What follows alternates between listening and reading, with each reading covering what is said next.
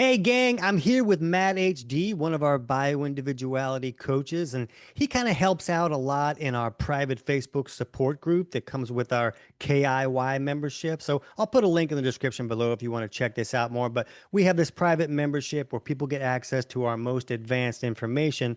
And then if they get stuck on something, they can jump into this private support group, and one of our coaches, like Matt, kind of points them in the right direction to help them find their answers. But we see that there's sometimes some questions that are a little bit more complicated than just answering easily. So we thought we could make some videos kind of covering some of these more fun questions, and we'll kind of dig into those. What are we going to talk about today, Matt?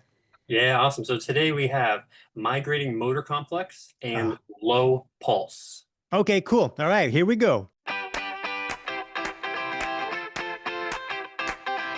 TC Hale is not a doctor and does not claim to be a doctor or licensed in any type of medical field. Don't be an idiot and use anything heard on the show as medical advice. This information should be used for educational purposes only, and you should contact your doctor for any medical advice. Now get off me. All right. So our first question is from Jerome, and he wants to know about MMC or migrating motor complex. So tell me about that, Tony. Yeah, and this is becoming a little bit more popular to talk about lately just because, all the cool kids have SIBO now. Everybody wants to talk about SIBO, which is small intestinal bacterial overgrowth. And then this migrating motor complex is part of that digestive process that kind of takes place in between when we're eating. So more when the stomach is empty, and it happens in the stomach and the small intestine. And it's really just about these smooth muscles in that digestive tract helping to move things along. Like it's going to kind of move out all, any excess food particles that are left behind, liquids, mucus that kind of takes place in that digestive tract, as well as bacteria and things that really shouldn't be there. And so a lot of times when you hear your stomach like growling at you, people are like, oh, my stomach's growling. I must be hungry. This is really just that migrating motor complex taking place. And you can kind of think of it like a cleaning house situation. Like the body's pretty good at keeping things cleaned out and in shape when we let it. We don't always let it. Right, Like right. we kind of do a lot of things wrong that don't let the body work correctly, but that's kind of what it is. So if you're somebody that like your partner needs like noise counseling headphones to sit next to you and watch a movie because your stomach is growling so loud, this is kind of usually what's creating that. And that doesn't always mean that something's wrong. It can in some cases. I have another video about like why is my digestion so loud. I'll put a link to that in the description below so people can dig into that a little bit. But the thing that's really confusing about this to a lot of people is that you'll see this problems with this migrating motor complex a lot when someone has SIBO. So the medical world kind of views it like, oh, if this isn't working correctly, then you're going to get SIBO. Because remember, part of that process of cleaning a house is to push out this bacteria that could be there as well. We shouldn't have a lot of bacteria in the stomach or the small intestine. It should be in the large intestine. So they kind of feel like when this isn't working correctly, then you're going to get SIBO because you're not clearing out this bacteria. And surprise, surprise, I don't view things the same way that the medical world views. I don't know if you've seen where I view things different sometimes. Yeah, I'm not surprised by that one. You're not. Okay. So basically, what I'm looking at is usually the way that things move through that digestive tract, especially the pace at which they move, has a lot to do with the pH of whatever's moving through there. So things that are more acidic will move through faster, and if something is more alkaline, it will move through slower. And we talk about this a lot when we're talking about things like, chronic constipation and diarrhea. And this is just one of the possible factors that can be a contributing issue when we're looking at either of these things. And we talk about that a whole lot. But when someone is not making enough stomach acid, which is really common for a wide variety of reasons, then that food bolus, that food, whatever you ate, and the bolus of all these juices and things that happen in the digestive tract, that bolus is not going to be as acidic because you didn't start off that acidic, thing of things that need to happen in a row.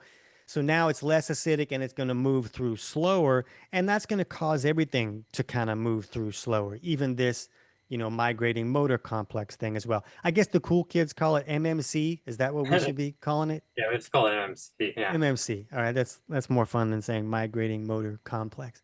Um, but so let's think about this for a second. If the pH of that bolus is going to slow the stool down, it could also slow down that, all these muscles contracting things because the bolus doesn't move through on its own. It's not like a robot or remote controlled. It's being moved by this action of the intestinal lining and all these muscles moving it along. So if it's going to move it along slower with that bolus, then you would think that this MMC action would move slower as well. And a lot of people want to blame the MMC and now your vagus nerve is broken. You should go to a garage sale and get a new vagus nerve. But I just view it like it's more stimulated by that acidic action getting things to move through. And they view it like, well, you have SIBO because this MMC action is not clearing it out. But think about if someone is not making enough stomach acid, now that front door is open.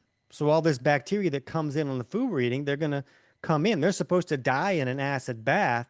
And I'll put links to some studies below that kind of show us that, with PPI use, which is like a proton pump inhibitor that turns off stomach acid on purpose, there's a lot of studies that show that there's a lot more correlations seeing SIBO show up when we're turning off stomach acid. And if Mm. that stomach acid is the barrier, it makes sense that we would see more bacteria. So I view it like the MMC is having problems because there isn't enough acid, and the SIBO is showing up because there isn't enough acid. It's not the MMC's fault, and we got to do things to fix the MMC. Does that kind of make sense? Yeah, yeah, totally. But would this be different than like peristalsis? Like are those two different things? Like peristalsis, like is moving the food, moving that bolus, That's that action of all those things and then moving once it it through. once it clears out, that allows room, I guess, for MMC to take place. Right, exactly. And so when people are having trouble and they feel like they're having trouble with their MMC, the advice they're going to get is, well, put more space between meals. You're eating too frequently. So this doesn't really clean out the house until the house is cleared out. So that I view that as a viable suggestion. Some people need to fix digestive malfunctions so they qualify to eat less.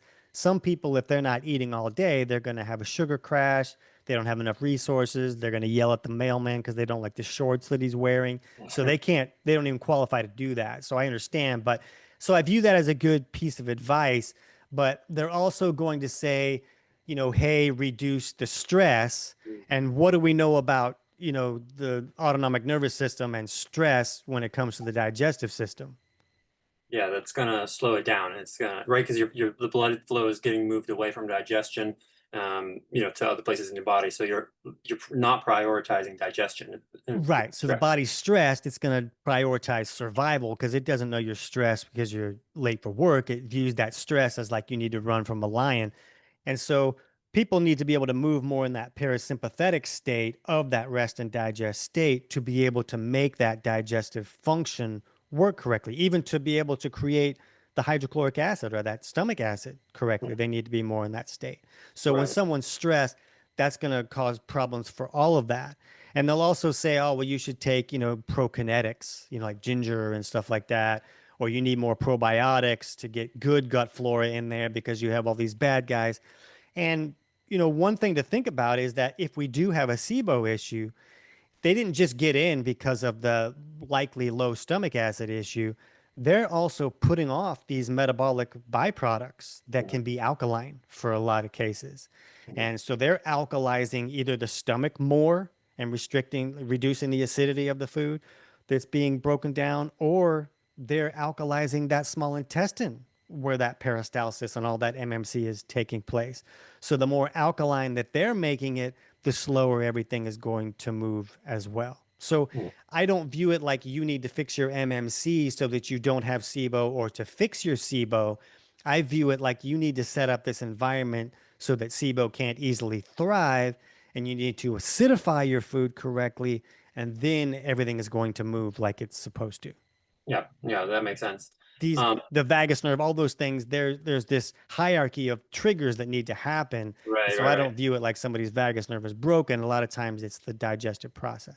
Gotcha. Yeah. Well, on the vagus nerve and on the topic of stress, would you say that, things like even like being sick, let's say like if you're like really sick or something like that, over time, does that kind of mess with that vagal tone, that kind of that expression of that action? So if you were sick for a really long time and maybe that has some now autonomic nervous system dysfunction, is it going to be harder then for me to basically move everything along the digestive tract and restrict this MMC from taking place? Right. That's an excellent point. And, especially lately, there's a lot of popular colds where somebody might get sick for a longer period of time. And there's a lot of mechanisms in there that can go wrong. One thing is like the immune system uses a lot of zinc to operate. And so if somebody's immune system is on overdrive, really trying to take care of some varmint that has invaded, then they're going to use up all their zinc. And now the body doesn't have the resources that it needs to create that hydrochloric acid. The body needs minerals and other resources in order to create that. So some people can't make enough HCl because they don't have the resources. Some people can't make the HCl because they're stressed or even their body is stressed. And if your body's fighting off an invader, that's a stress to the body. And then now you can't make enough HCl to digest your food correctly. And now the body's having a harder time accessing nutrients from the food you're eating so that you can just create this perpetual cycle. And that's kind of something that happened to me and how I kind of broke a lot of things that were going wrong with me is just because I had this invader come in and kind of break down everything and the body was not able to recover on its own. Yeah, no, that makes sense. Okay, so um, so I'm watching this video and I'm like, all right, I want my MMC to be on point, right? Or like, so does that mean like I need to fast? Like, am I waiting? Like, I'm gonna eat and I'm gonna wait until I hear my stomach start to gurgle before I like eat again? Like, do I need to even think about that? No, I wouldn't view it that way, and I wouldn't try to. A lot of people are not going to make any noise. The noise can depend on the level of liquid in the system and the level of bacteria and a wide variety of things. So sometimes if a person is not having a lot of symptoms, I'm not going to worry about them having a loud digestive system. But if there's symptoms going along with that, then that can be a little bit more problematic. So you kind of want to look at the whole system like that. But allowing more time for this MMC to take place is great. But if you're having symptoms of SIBO or digestive malfunctions, that has to be corrected. And we're not going to go into all of that in this video, but we'll put a link in the description below for our totally free digestion course that kind of walks you through figuring out are there aspects of digestion that are not working, and if so, steps you can take to correct it. Got it. Love it. So I think that's all I have for MMC. It kind of makes me want to listen to rap music when I say MMC Yeah, for yeah, some yeah. reason. All right. Um, No, I'm just kidding. I'm glad we didn't bust into that. Yeah, yeah. All right, what's our next All right. topic? Second question. From an anonymous poster who was wondering about low pulse, just in general, having a low pulse. Right. And, pulse, we use pulse a lot. We like to look at pulse as a measurement because it's easy to look at and it has the ability to, give you some indications of what's going on. But it can also really be a complicated topic. We're not going to go into a lot of the complicated things, but, basically, they're going to say that you have bradycardia, which is the fancy nerve for pulse that is too low when it's below 40 while you're sleeping or 60 while you're awake. And, you know, anything between basically 60 and 100 is considered normal, but we like to see a pulse between 65 and 85. No, 65 and 80. And anything outside of that, we view as a possible marker for things that could be going wrong. So when you kind of research this topic, the things that are going to cause the pulse to go too low are going to be like age related, changes to like even that electrical system in the heart. A lot of this things that goes on, there's like conductivity and things that have to do with minerals and electrical signals traveling through the body. And so as we age, they feel like that can be problematic. Heart damage could make it go lower, but also things like hypothyroidism, even sleep apnea, having the ability to interrupt that sleep has the ability to create some irregularities there. And then electrolyte imbalances and low levels of specific minerals can do that. So there's a lot of different things you can see that could create a pulse going too low. But the thing that we like to help people understand is a thing with the circadian rhythm, and a catabolic imbalance is what we call it, is where somebody's kind of stuck in that daytime state all the time. Like the body should move at the cellular level from this catabolic state during the day and an anabolic state at night, where it's good at rebuilding and repairing and sleeping, all that stuff. Mhm. But we use this pulse to kind of get an idea if somebody's leaning too far on that side. And Mhm. one of our biggest markers for a catabolic imbalance is a pulse that is below 65. So when we're looking at that, we want to look further into other markers to see, well, maybe is a person stuck? Because if someone's stuck in one of these states most of the time and they're not moving back and forth day to night, it's going to create a lot of health issues. So we just use this as a marker. But the confusing thing is that a lot of people are going to say, well, if your pulse is low for an athlete or someone who's very fit, that is okay. And they're just saying that the heart has become more efficient and it Mhm. can move more blood through the body with a single pump than maybe somebody else can. So it doesn't have to pump as fast.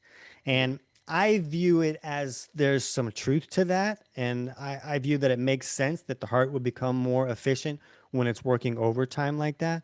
But the other angle we want to look at is that a lot of, especially like professional athletes and people that train a lot because that's their job, or they're in college and they're working at a sport or something like that, they're training a lot more than most people would.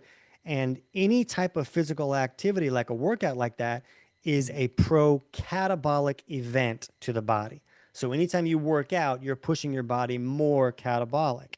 So a lot of times we'll see these athletes and all of their markers are showing that their body is leaning more on that catabolic side. Sometimes it's the reason that they get injuries more often because the body's not moving into that rebuilding state, anabolic state at night. It's why a lot of professional athletes are using these, hyperbaric chambers that push the body more into that anabolic state.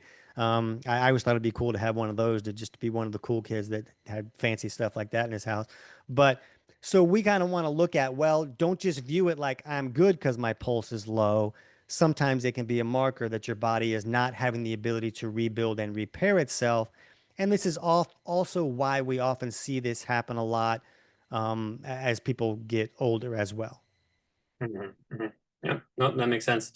So I read this, or I've heard some people talk about this, and maybe this is like something out there, but that pulse correlates to almost like metabolism. Like your body's like speeding up your heart rate, or like higher or lower depending on like the available like resources it thinks it's had. And maybe it's like slowing its pulse down, slowing your pulse down, slowing your heart rate down to conserve energy or something like that. Yeah, and I also have seen studies that show like, well, we're showing correlations that the higher your pulse is, the more likely you're gonna die. And and when you look at some things like, a lot of times high blood pressure will correlate with a higher pulse, but it doesn't always because of some other reasons. But when it does, it could kind of make sense. A lot of times blood pressure is high because the body can't get rid of filth correctly and the blood's becoming more thick and harder to push through the system. So it makes sense that it would have to be more aggressive with that. But, when you look at the more extreme things, like, look at tachycardia, which is like a racing pulse that's like creating, major symptoms and such.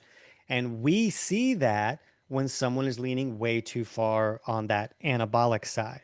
So this is why this pulse topic is a little more complicated, is because there's a lot of things that can affect the rate at which your body needs to beat its heart, including your mood.